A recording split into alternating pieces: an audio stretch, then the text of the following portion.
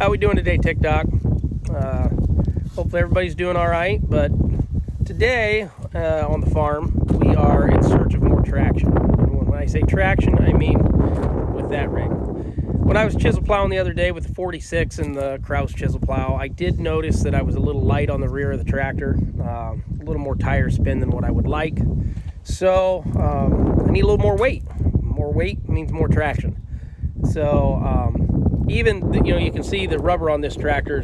I just put it on last year. It's got 18442 Firestone radials on it.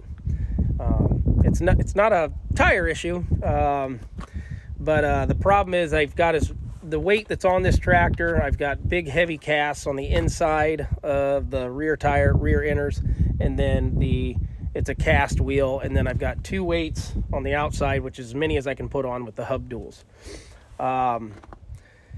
When I put these new tires on, they had calcium chloride and water in them, which calcium chloride and water has always been what guys use for ballast over the years. And the problem is it's very corrosive. And I actually had to replace one of the rims on this tractor when I put these new tires on.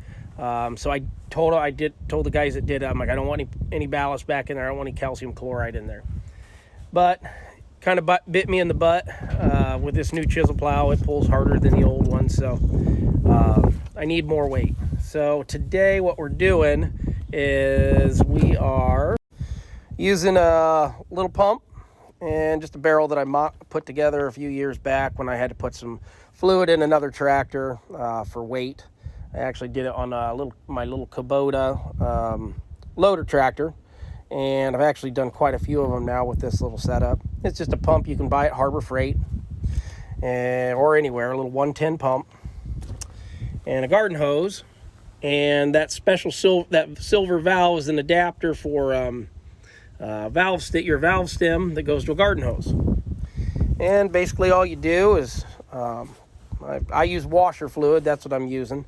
The wife actually, while I was at work yesterday, was able to run to Menards and pick up 270 gallons of washer fluid. These inners, these 18442s, I believe, hold about 115 gallons. You can only fill them about 80%. You do not want to fill them all the way up. You need to have some room in there where you can put air in, and you got to have a little room for expansion and contraction with the change in temperatures. But it's a pretty simple process. I'll get it running here.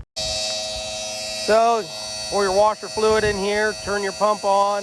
I got a little valve here, so when I shut off the pump, I don't lose all my prime in the pump.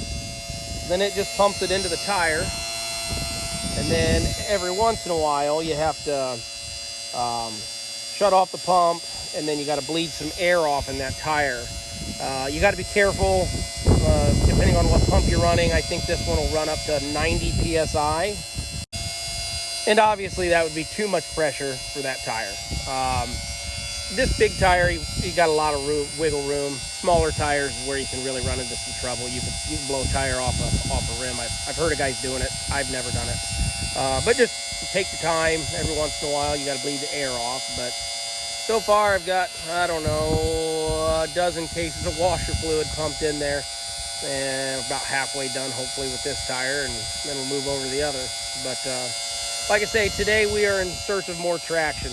I wish it was in the budget to buy about a tractor with about 50 more horsepower and front wheel assist, but on this operation, we're not there yet. So maybe someday, but not today. So make the best I can of the situation and put a little more weight on this thing, and should do a little bit better job and be a little more efficient in the field. So that's about all. So till next time, you guys keep her under 100 and stay safe out there.